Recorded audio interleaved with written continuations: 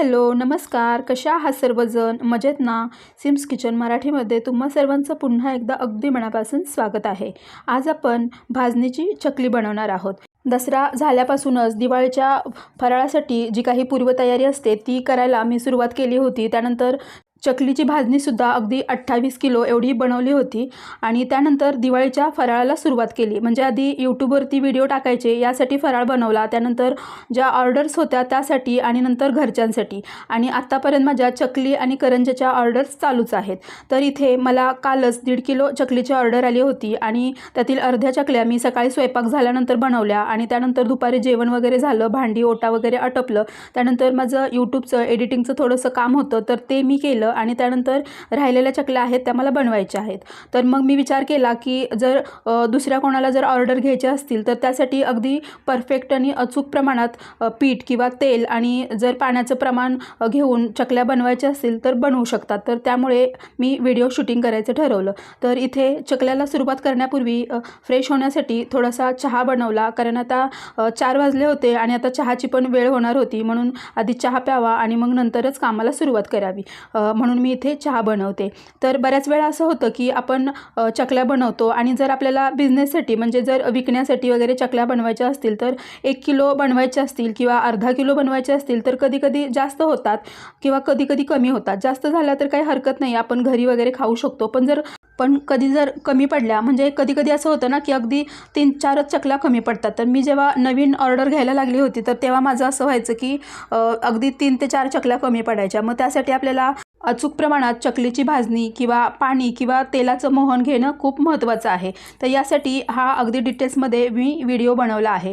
माझ्या अहोंचं work from home चालू आहे, त्यामुळे मी इथे त्यांनासुद्धा चहा द्यायला आली होती. सकाळी चकल्या बनवल्या होत्या आणि त्याची टेस्टसुद्धा कशी झालेली आहे हे मी त्यांना विचारण्यासाठी आली होती. त्यामुळे आम्ही 1-2 चकल्या खाल्ल्या आणि चहा पिला आणि त्यानंतर आता मी इथे चकली बनवायला सुरुवात केली. तर मी इथे तुम्हाला अगदी या वजन काट्यावरती परफेक्ट मोजून दाखवणार आहे. तर इथे मी असे अर्धा किलोचे पाऊच बनवलेले आहेत, कारण मी विकण्यासाठी चकलीची भाजणी बनवली होती. त्यातीलच एक पाऊच घेऊन मी इथे वजन करून दाखवलं. 510 ग्रॅम एवढं याचं वजन भरलेलं आहे. आता याच्यासाठी तेलाचं मोहन किती घ्यायचं, तर मी तुम्हाला या आधीच्या व्हिडिओमध्ये सुद्धा सांगितलं होतं की तेलाचं मोहन हे 10% मध्ये घ्यायचं. म्हणजे आपण इथे 500 ग्रॅम पीठ घेतलं होतं तर त्यासाठी आपल्याला 50 ग्रॅम एवढं तेलाचं मोहन घ्यायचं आहे. हे तेल आपल्याला अगदी छान कडकडीत गरम करून घ्यायचं आहे. तर तेल गरम करण्यासाठी मी इथे बाजूला ठेवलेला आहे आणि हा जो पाऊच आहे तो खोलून मी इथे परातीमध्ये टाकून घेते आहे. परातीमध्ये घेऊ शकता किंवा तुम्ही एखाद्या खोलगट भांड्यामध्ये किंवा एखाद्या बाउलमध्ये सुद्धा घेऊ शकता. तर इथे परातीमध्ये मिक्स करून झाल्यानंतर मी एखाद्या भांड्यामध्ये ते भरून ठेवणार आहे. तर इथे बरोबर अर्धा किलो आपण पीठ घेतलेलं आहे आणि वजनी प्रमाणातच इथे आपण तेल घातलेलं आहे. तर इथे पाहू शकता तुम्ही तेल अगदी धूर निघेपर्यंत छान कडकडीत गरम झालेलं आहे. चेक करण्यासाठी या भाजणीतील थोडीशी भाजणी यावरती टाकली आणि ती छान फसफसली म्हणजे मग ओळखायचं की आपलं हे मोहन अगदी परफेक्ट प्रमाणात तयार झालेलं आहे.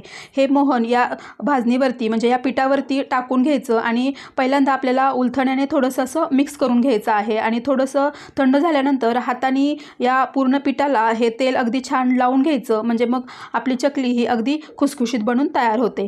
चकली बनवताना आपल्याला ही गोष्ट लक्षात ठेवायची आहे की मोहन हे अगदी परफेक्ट व्हायला हवं.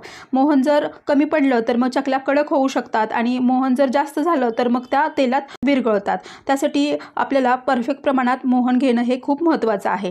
त्यानंतर इथे पाणीसुद्धा मी वजन करून तुम्हाला दाखवणार आहे. आपल्याला इथे 40% म्हणजे जेवढी आपण चकलीची भाजणी घेऊ त्याच्या 40% म्हणजे आपण इथे 500 ग्रॅम एवढी भाजणी घेतली होती तर त्यासाठी आपल्याला 200 ग्रॅम एवढं पाणी घ्यायचं आहे. ज्या टोपामध्ये मी तेल गरम केलं होतं तर त्यामध्येच 200 ग्रॅम एवढं पाणी टाकून घेतलेलं आहे. म्हणजे या वाटीनी 1 वाटी एवढं पाणी झालेलं आहे.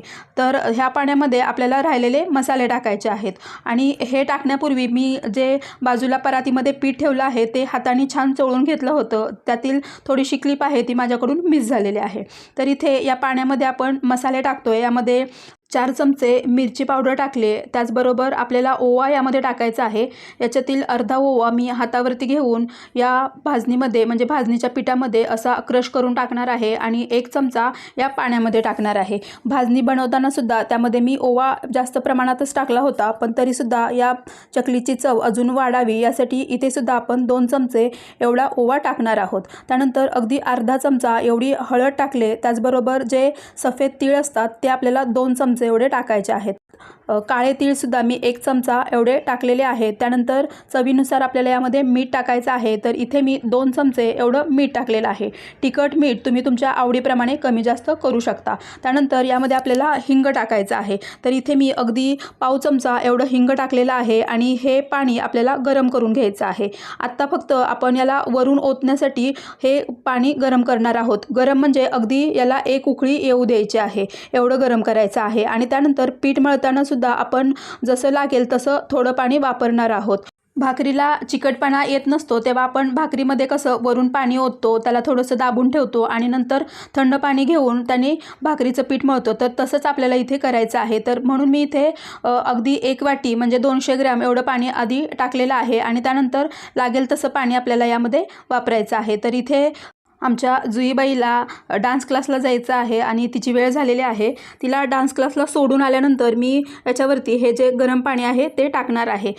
मुलीला मी डान्स क्लासला सोडून आली आणि त्यानंतर हे जे पाणी होतं त्याला एकदा उकळी काढून घेतली. म्हणजे इथे पाहू शकता तुम्ही या पद्धतीने आपल्याला पाण्याला उकळी काढायची आहे आणि हे उकळलेलं पाणी आहे ते आपल्याला पिठामध्ये ओतून घ्यायचं आहे. मात्र त्याच्या आधी हे पीठ आहे हे हाताने छान मिक्स करून घ्यायचं आहे.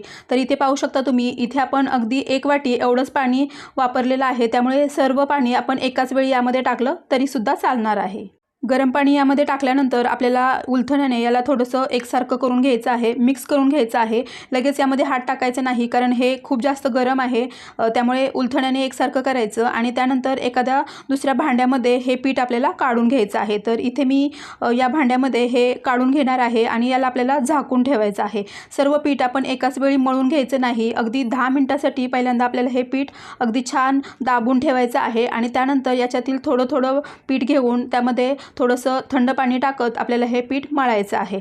तर त्यासाठीच मी या भांड्यामध्ये हे सर्व पीठ काढून घेतलेलं आहे. इथे मी 1 वाटी एवढं पाणी वापरलेलं होतं. याऐवजी तुम्ही अगदी 1.5 वाटीसुद्धा पाणी वापरू शकता. पण काही जण अगदी पहिल्यांदा भाजणीची चकली बनवत असतात आणि मग अगदी पीठ पातळ होण्यापेक्षा थोडंसं पाणी कमी झालं आणि त्यानंतर आपण वरून पाणी वापरलं तरी काहीच हरकत नाही. किंवा मग कधी काय होतं की हे जे पीठ आहे ते दळून आणताना कितपत बारीक दळलं आहे किंवा थोडंसं जाडसर आहे की नाही याच्यावरती सुद्धा याचं पाण्याचं प्रमाण हे अवलंबून असतं. म्हणजे अगदी 2-3 चमच्यांनी कमी जास्त होऊ शकतं. तर इथे हे पीठ मी 10 मिनिटासाठी छान असं दाबून ठेवलं होतं. याच्यावरती जे आपण प्लेट झाकली होती त्याला पाहू शकता तुम्ही पाणी जमा झालेलं आहे.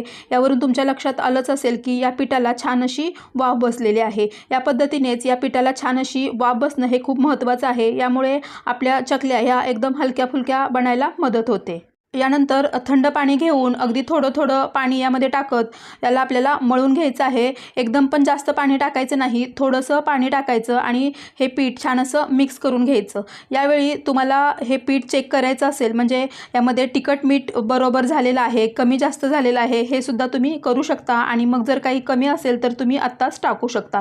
तर इथे मी या पिठातील 1 गोळा बाजूला करून ठेवलेला आहे आणि त्यानंतर हे राहिलेलं जे पीठ आहे ज्या पद्धतीने आपण ज्वारीची बाजरीची भाकरी वगैरे बनवतो तर त्यासाठी कसं पीठ अगदी छान मळून घेतो तर तसंच पीठ मळून घेणं खूप महत्त्वाचं आहे. चकली अगदी छान हलकी फुलकी होण्यासाठी त्याचं पीठ मळलं जाणं तितकंच महत्त्वाचं आहे. आणि त्याचबरोबर यामध्ये आपण किती प्रमाणात आणि कसलं मोहन वापरतोय किंवा मग पाणी कसं वापरतोय यावरती सुद्धा चकली कशी होणार आहे हे अवलंबून असतं. चकल्या जास्त खुसखुशीत व्हाव्या यासाठी बरेच जण तेलाचं प्रमाण थोडंसं वाढवतात किंवा मग पाण्याचं पण प्रमाण थोडंसं वाढवतात. पण त्यामुळे काय होतं की चकल्या ह्या जास्त तेलकट होतात, जास्त तेल पितात आणि जर मोहन जास्त झालं तर मग त्या तेलात विरघळतात सुद्धा. तर तसं होऊ नये यासाठी आपल्याला जे आपण गरम पाणी वापरतो ते सुद्धा प्रमाणात वापरायला हवं. तर इथे पाहू शकता तुम्ही इथे आपलं अगदी परफेक्ट असं पीठ मळून तयार झालेलं आहे. याप्रमाणे पीठ मळल्यानंतर त्यामध्ये असं जर आपण बोट रोवून पाहिलं तर तिकडे चिरा पडत नाही. त्याचा अर्थ आपलं पीठ हे अगदी परफेक्ट असं मळून झालेलं आहे असं ओळखावं। त्यानंतर हे पीठ मी या सोऱ्यामध्ये म्हणजे जो शेवगा आहे त्या शेवग्यामध्ये टाकून घेतलेला आहे आणि त्यानंतर लागेल तसं पीठ आपल्याला मळून घ्यायचं आहे। मात्र प्रत्येक वेळी शेवग्यामध्ये पीठ घालताना पीठ मळलं जाणं हे महत्त्वाचं आहे। तर इथे अर्ध पीठ मी भांड्यामध्येच झाकून ठेवलेलं आहे आणि अर्ध्यातलं अर्ध पीठ मी या सोऱ्यामध्ये घातलेलं आहे। इथे पाहू शकता तुम्ही आपली ही चकली बिना तुटता अगदी छान बनू लागलेली आहे। तिचा कलर आणि त्याचे काटेसुद्धा तुम्ही पाहू शकता अगदी छान असे आलेले आहेत। दुसरी महत्त्वाची गोष्ट म्हणजे जेव्हा आपण पीठ मळणार तेव्हा जास्त पाणी वापरून सुद्धा हे पीठ मळायचं नाही, नाहीतर मग चकल्या मऊ पडू शकतात। त्यामुळे आपल्याला थोडंसं घट्टसर हे पीठ मळायचं आहे, म्हणजे त्याला जास्त मालिश करायचं, मात्र जास्त पातळ करायचं नाही। तर इथे पाहू शकता तुम्ही या पद्धतीने मी एकाच प्लेटवरती अशा 4 चकल्या पाडून घेतलेल्या आहेत। याऐवजी तुम्ही एका प्लेटवरती म्हणजे पोहे खायच्या ज्या प्लेट असतात त्याच्यावरती सुद्धा एक चकली पाडू शकता। त्यानंतर इथे तळलेल्या चकल्या काढण्यासाठी इथे चाळणीवरती मी एक टिश्यू पेपर ठेवून घेतलेला आहे आणि त्यानंतर इथे तेल गरम झालेलं आहे की नाही हे चेक करण्यासाठी चकलीतील एक थोडासा छोटासा तुकडा आहे तो तेलामध्ये टाकला, तो लगेच वरती आला, याचा अर्थ आपलं तेलसुद्धा अगदी परफेक्ट असं गरम झालेलं आहे। त्यानंतर आता एक करून आपण तेलामध्ये चकली सोडणार आहोत। या पद्धतीने सुद्धा एका प्लेटवरती तुम्ही एक चकली अशी ठेवू शकता, म्हणजे बनवू शकता। आणि त्यानंतर अशी जर चकली एका प्लेटवरती आपण बनवली तर तेलात टाकताना सुद्धा आपण अगदी सहज टाकू शकतो। आणि आपल्याला इथे तेलाचं जे टेम्परेचर आहे ते सुद्धा मेंटेन ठेवणं खूप महत्त्वाचं आहे।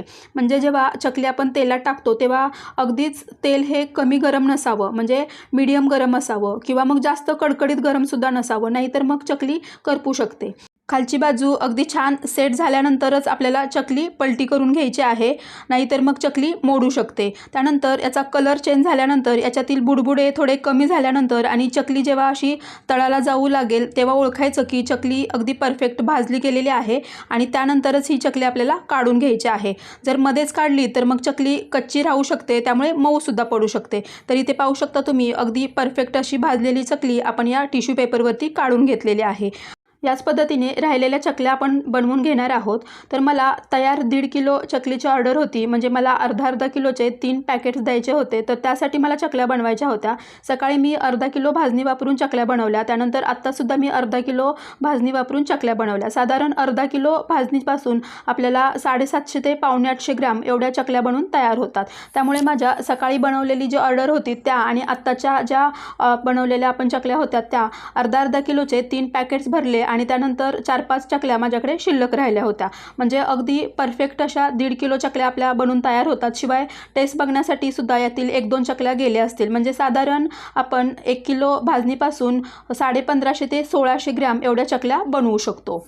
इथे मला 1.5 किलोची ऑर्डर होती, तर त्यानुसार प्रमाण घेऊन मी इथे चकल्या बनवल्या, म्हणजे माझ्या एवढ्या प्रमाणात 1.5 किलो चकल्या अगदी परफेक्ट बनून तयार झाल्या। म्हणजे 1 किलो भाजणीपासून 1.5 किलो एवढ्या चकल्या बनून तयार होतात। त्यामुळे तुम्हाला जर 1 किलोची ऑर्डर घ्यायची असेल तर त्यानुसार किती प्रमाणात भाजणी घ्यायचे हे तुमच्या लक्षात येईल। इथे वापरलेलं सर्व साहित्य, म्हणजे इथे आपण किती प्रमाणात भाजणी वापरली, पाणी किती वापरलं किंवा मोहन घालण्यासाठी तेल किती वापरलं आणि त्यासाठी मसाले किती वापरले, हे सर्व अगदी प्रमाणासह डिस्क्रिप्शनमध्ये दिलेलं आहे, तुम्ही डिस्क्रिप्शन नक्की चेक करा। शिवाय या पद्धतीने तुम्ही चकल्या बनवून अगदी व्यवसाय सुद्धा करू शकता। अगदी परफेक्ट अशा चकल्या बनवून तयार होतात आणि बिलकुल सुद्धा तेलकट होत नाहीत आणि अगदी छान खुसखुशीत अशा बनवून तयार होतात। त्यामुळे हा व्हिडिओ तुम्हाला जरा जरी उपयुक्त वाटला असेल तर व्हिडिओला लाईक करा आणि असेच व्हिडिओ पाहण्यासाठी आपल्या चॅनलला सबस्क्राईब करा आणि बेल आयकॉन सुद्धा प्रेस करा। व्हिडिओ शेवटपर्यंत पाहिल्याबद्दल तुम्हा सर्वांचे धन्यवाद। भेटूया पुढच्या व्हिडिओमध्ये, तोपर्यंत मस्त खा आणि स्वस्त रहा। थँक्यू।